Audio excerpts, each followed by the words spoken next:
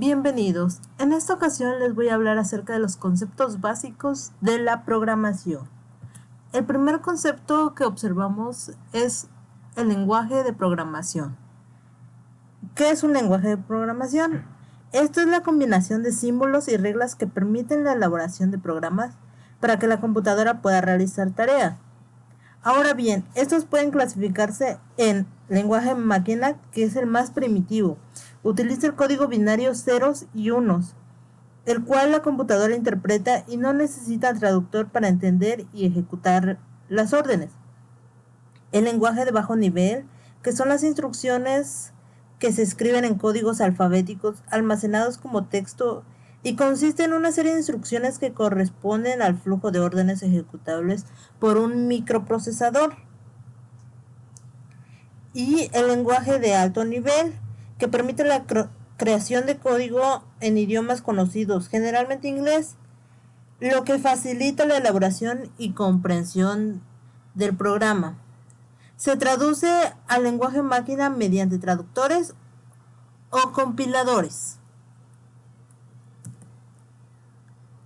Ahora, otra cosa importante que hay que conocer acerca de la programación son los algoritmos, que estos son el conjunto de pasos ordenados y finitos que permiten resolver un problema o una tarea específica.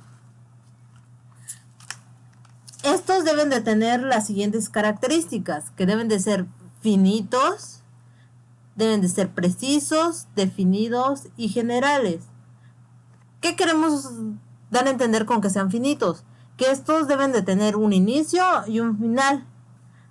El que sean precisos, esto quiere decir que debe de tener un orden al momento de los pasos. Definido.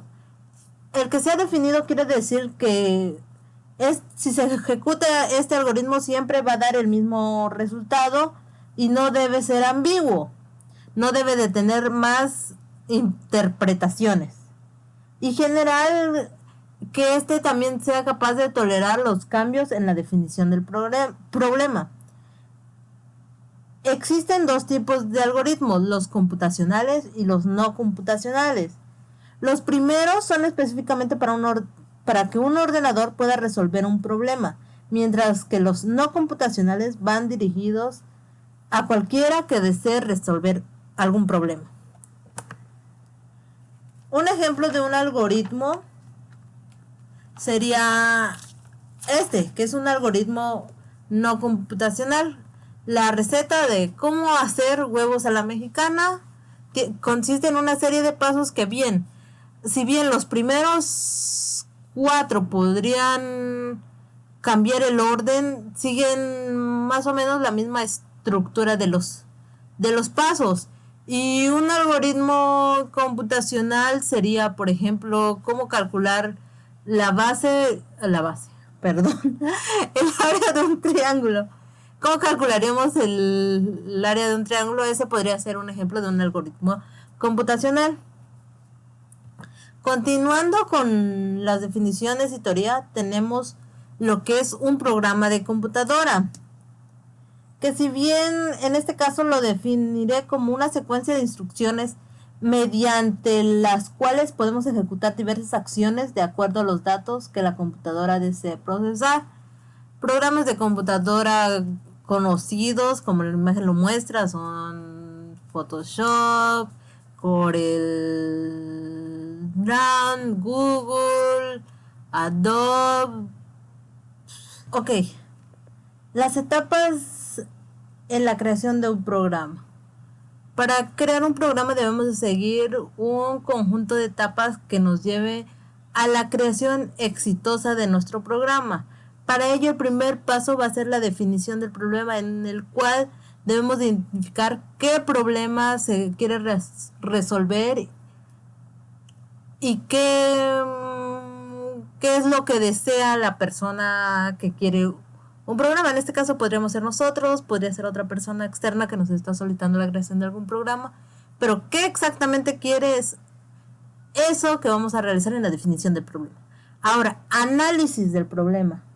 En esta etapa nos sirve para identificar 3 factores indispensables, que es la información necesaria para obtener el resultado deseado, qué información nos interesa producir y los métodos y fórmulas para producir esa salida.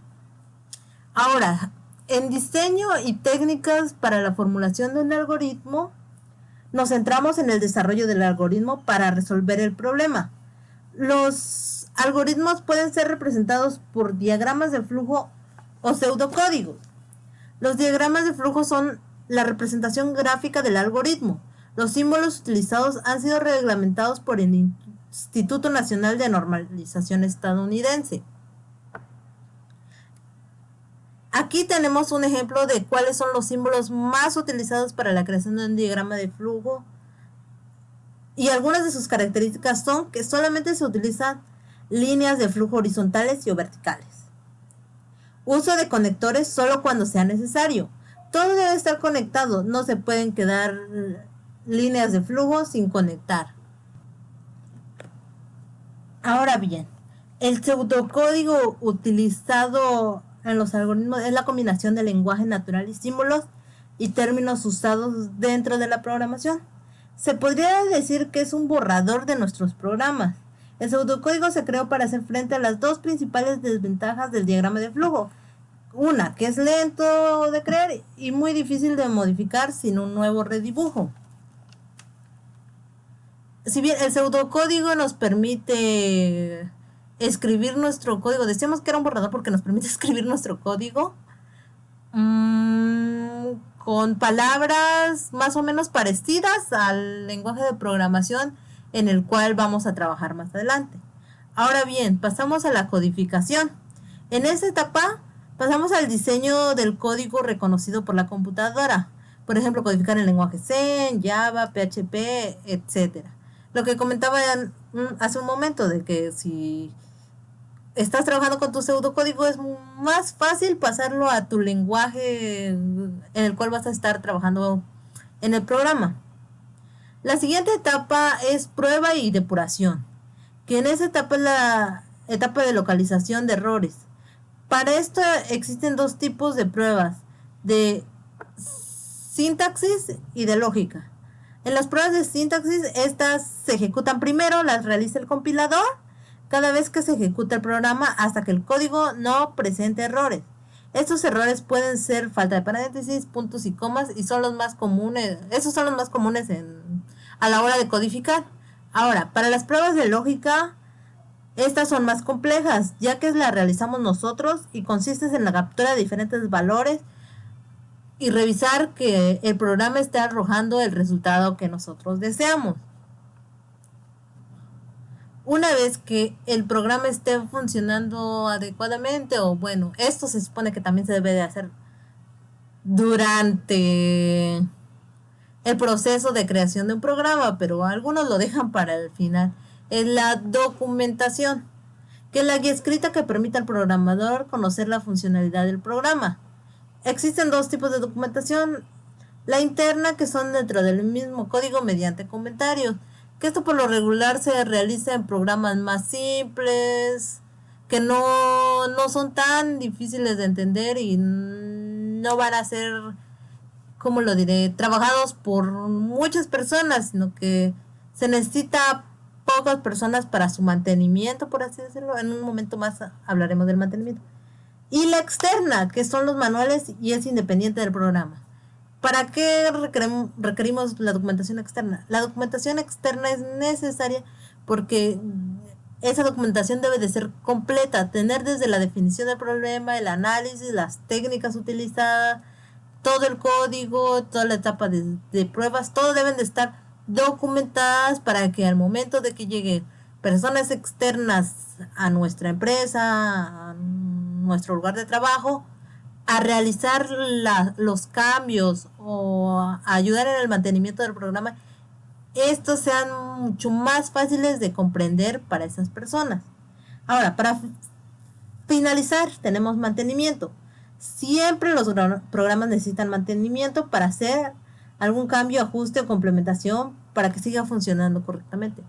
Es algo que siempre va a ser requerido el mantenimiento del programa para que éste pueda funcionar correcto, para añadir nuevas funcionalidades, para corregir errores. Entonces, por eso también es muy importante realizar la documentación del programa para que ésta pueda realizar el mantenimiento de forma adecuada, porque si no tenemos una buena documentación, el mantenimiento nos va a llevar un poco más tiempo para las personas que no conocen de qué va el programa en sí. Y bueno, con esto finalizamos los conceptos básicos de programación.